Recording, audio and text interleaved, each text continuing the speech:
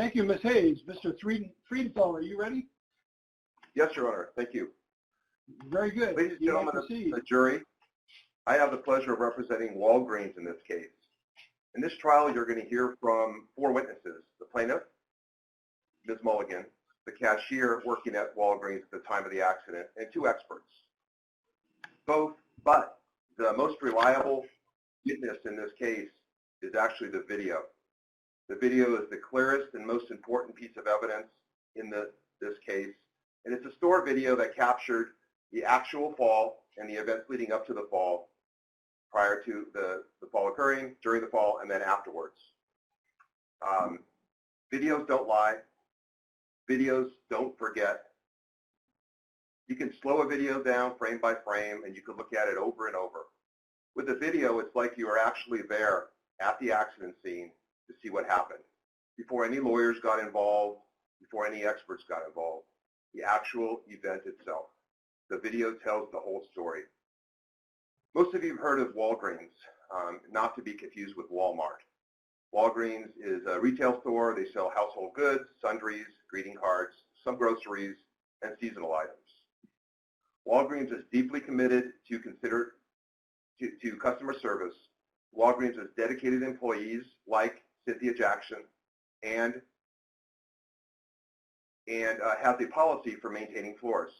The pertinent rule for cleaning floors at Walgreens was that it's everybody's responsibility, not just one person.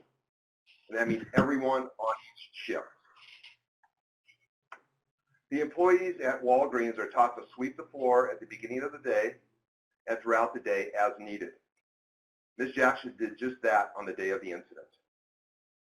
The idea in cleaning floors is not to clean them in such a way that someone can eat off of them. The idea is to, my screen froze, is to clean them so they're reasonably safe for people to walk and make their purchases at the store and comfortably exit safely. I want to show you that video that was referenced earlier, and hopefully we'll have some better luck this time. Mr.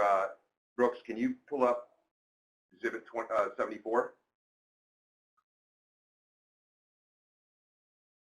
All right. So can you stop it there? The lady putting the toilet paper on the cashier's table is Ms. Mulligan. The cashier is Ms. Jackson. You'll see that she's attending to a customer when at the time of the accident. Can you back that up, Mr. Brooks?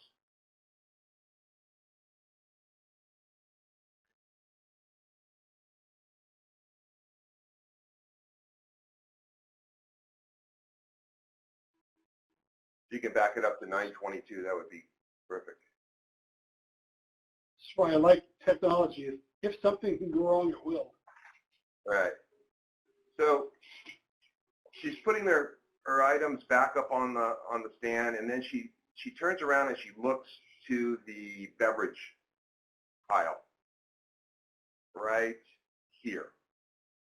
And right there, stop that there, she twists her right foot inward and stumbles forward. She never falls, she stumbles forward.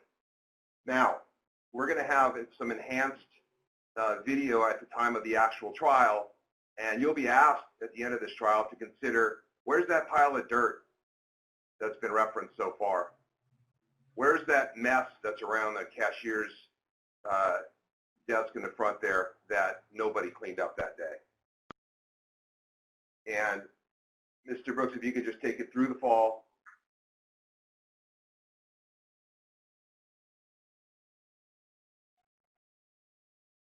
That's her turning sideways, and she goes forward, and she stumbles forward. Plaintiff did not slip on the floor. All you have to do is look at the video. Plaintiff tripped when her right foot turned inward, and she stumbled forward. You don't have to believe me. You can just look at the video. Ms. Jackson will testify that her job duties included cleaning up the space around the front and of the store and the cash registers at the front. She'll also testify that she did not witness the exact moment of plaintiff tripping because she was checking out another customer. And you can see that in the video as well.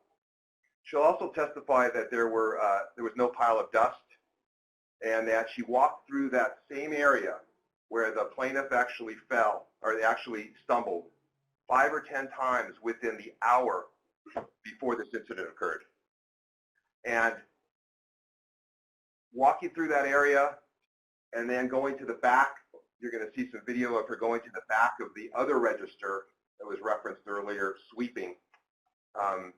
The conclusion that I think you'll draw at the end, and it's a logical conclusion, is that she walked through that area, saw nothing to sweep up in the area where the plaintiff stumbled, and so to keep busy, she went behind the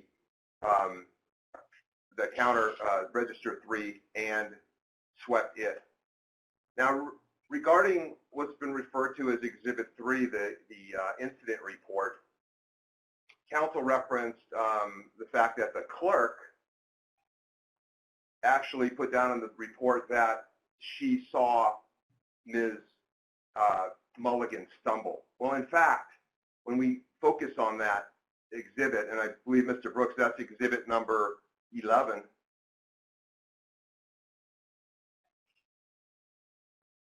If you can bring that up. And can you enlarge that a bit, Mr. Brooks?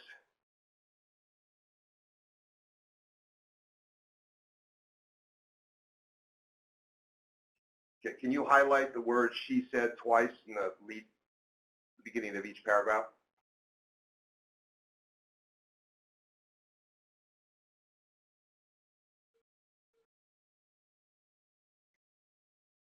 And the paragraph above it?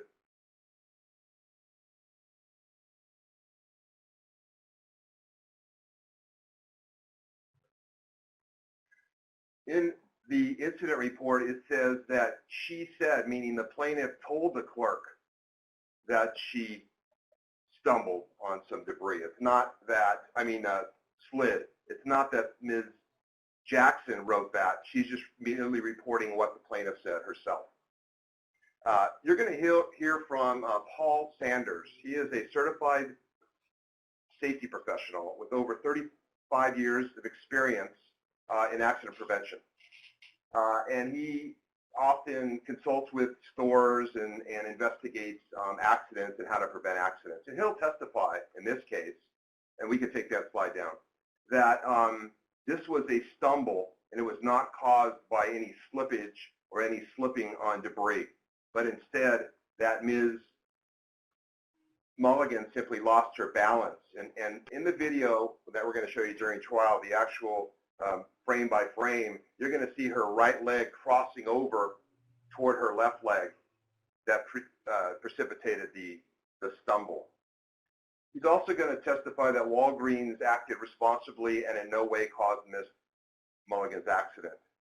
He's going to testify that the tiles on the floor are non-slip. They're slip-resistant tiles by design, and that they had nothing to do with Ms. Mulligan stumbling. He's also going to testify that the store policies were very adequate and that it was very clear that cashiers were required to sweep and clean as needed. And that's not vague, that's clear, and it puts the onus of cleaning not on 1 or 2 people, but on everybody. So everybody is the eyes and the ears of Walgreens when they're on duty. Lastly, he's going to testify that just because an accident happens in a store, it doesn't mean that there aren't explanations as to why that accident may or may not have happened. The evidence in this case is also going to reveal that Ms. Mulligan had a pre-existing ACL, or anterior cruciate ligament, injury to her right knee. The knee attached to the ankle and attached to the foot that she stumbled with. And that had been pre-existing. It was, somebody had recommended surgery, and she decided not to have it operated on prior to the accident. At the end of this trial, ladies and gentlemen, on behalf of Walgreens, I'll be asking for a defense verdict. Not because I'm a defense attorney and that's what I'm supposed to say, but because in this particular case, the evidence and the law that His Honor is going to provide to you at the end of this trial is going to clearly support a defense verdict in favor of Walgreens. Thank you.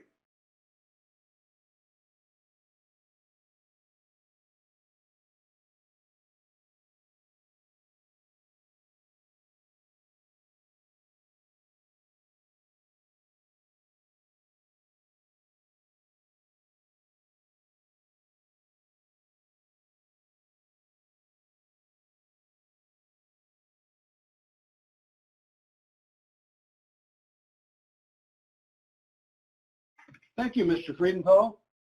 Well, ladies and gentlemen, that brings us to the end of our first day of jury trial. So we're going to allow you to go for now, but before you do, we want to make sure you come and sign in tomorrow morning at the exact same time that you did this morning.